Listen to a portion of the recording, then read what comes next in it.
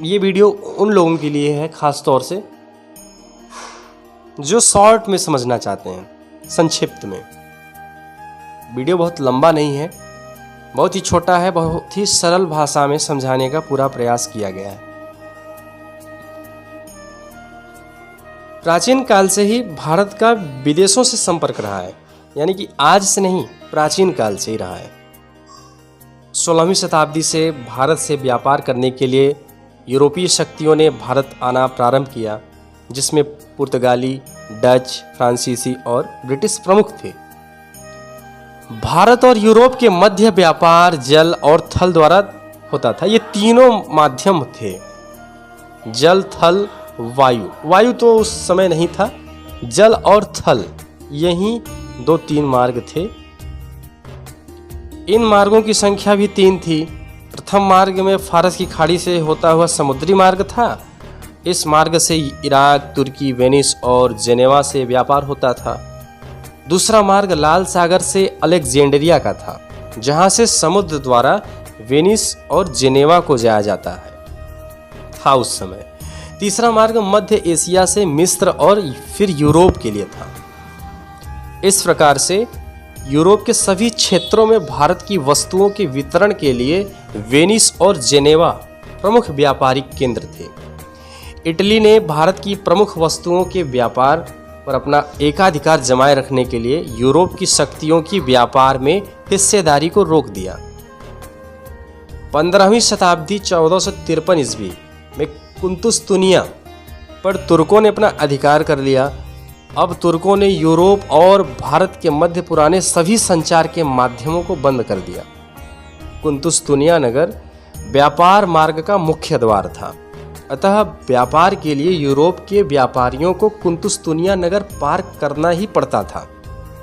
लेकिन तुर्कों द्वारा मार्ग पर कब्जा होने के कारण यूरोप और भारत के मध्य व्यापार को बहुत धक्का लगा। समुद्री मार्ग की खोज। अब यूरोप वासियों ने व्यापार के लिए नए समुद्री मार्ग की खोज करना आरंभ कर दिया। यानी कि जब उन्हें व्यापार करने में कठिनाई महसूस हुई, तब यूरोप वासियों ने व्यापार के लिए एक नए समुद्र मार्ग की खोज की नहीं, करने की शुरुआत की। कैसे? इन जगहों की खोज मात्र संभावनाओं के आधार पर थी। इसलिए कुछ नाविकों ने यूरोप के उभरते राज्यों के महत्वाकांक्षी राज्यों व रानियों को धन, धर्म और ध्वज के सपने दिखाए।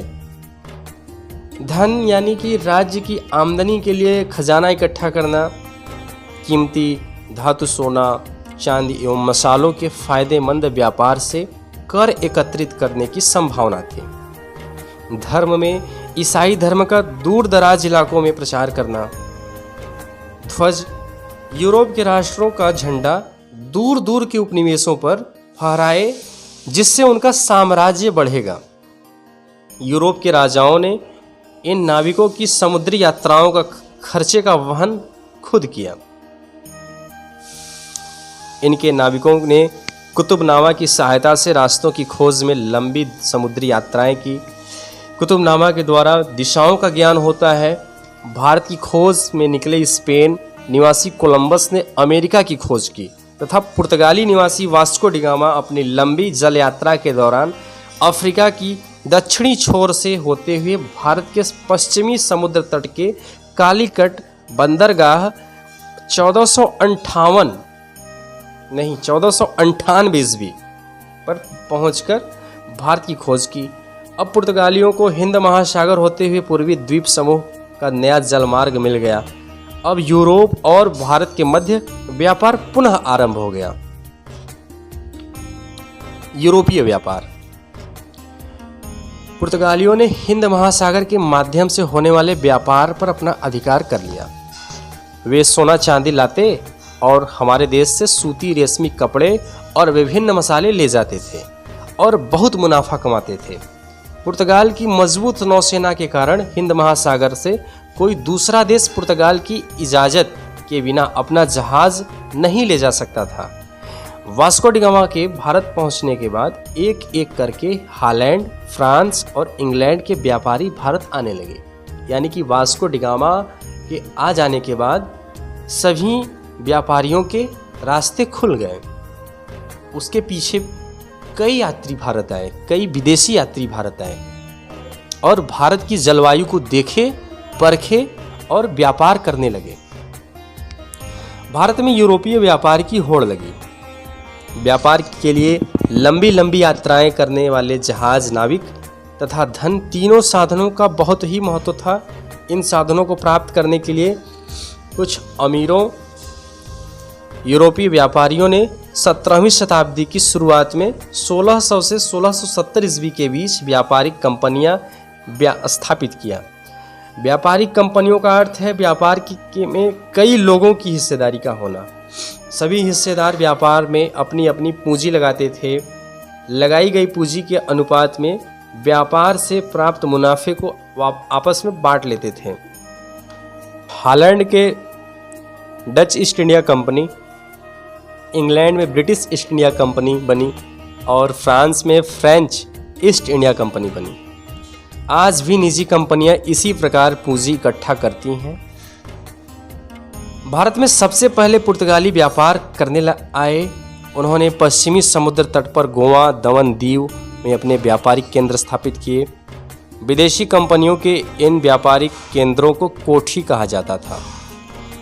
कोठी से आशय फैक्ट्री शब्द का प्रयोग व्यापारिक केंद्रों में स्थापित कार्यालय अथवा कोठी से है। शायद आप लोग सुने होंगे या देखे होंगे कि पहले ज़माने में जो कच्चे मकान हुआ करते थे, आज भी हैं। ये कोठी शब्द उसी जो कमरे बनते थे, कच्चे कमरे, उसको कोठी कहा जाता था। कमरा ना कह के कोठी कहते थे। ये कोठी उस समय प्राचीन समय से ही चली आ रही है ये शब्द। और फैक्टर शब्द का अर्थ है एजेंट। कंपनी की ओर से कार्य करने वाले व्यापारी जिस कोठी में कार्य करते थे या जिस कार्यालय में काम करते थे उसे फैक्ट्री कहा जाता था। यूरोपियों की बस्तियों के लिए भी सैनिक रखे जाते थे।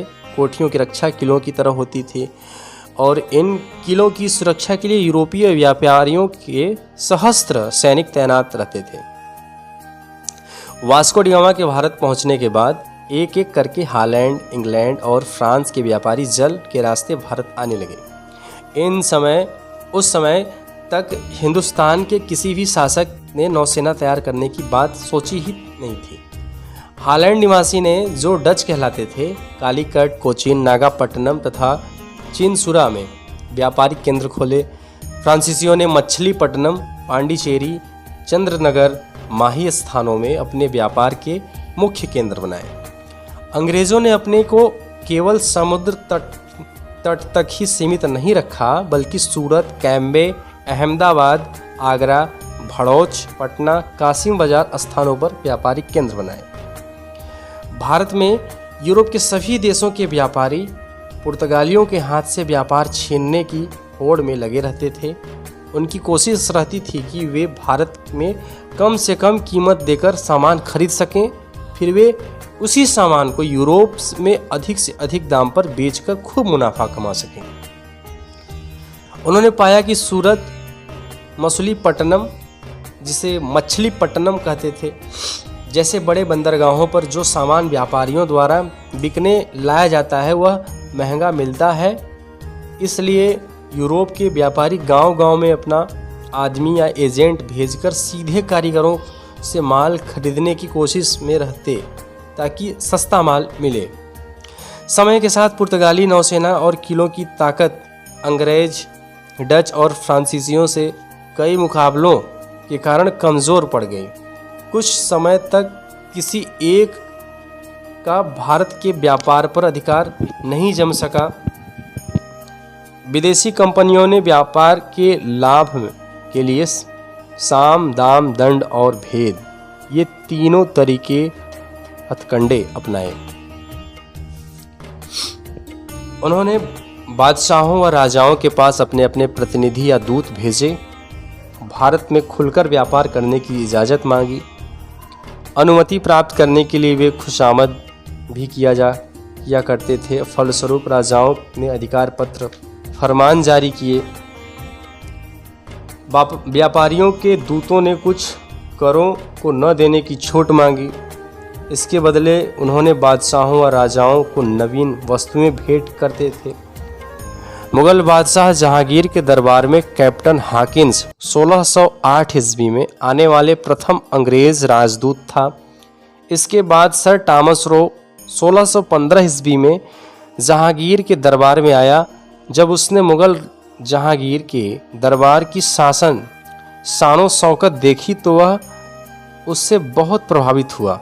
उसने सम्राट को अंग्रेजी दस्ताने भेंट किए और इंग्लैंड में इस्तेमाल की जाने वाली बग्गी दी, जिससे जहांगीर बेहद प्रसन्न हुआ।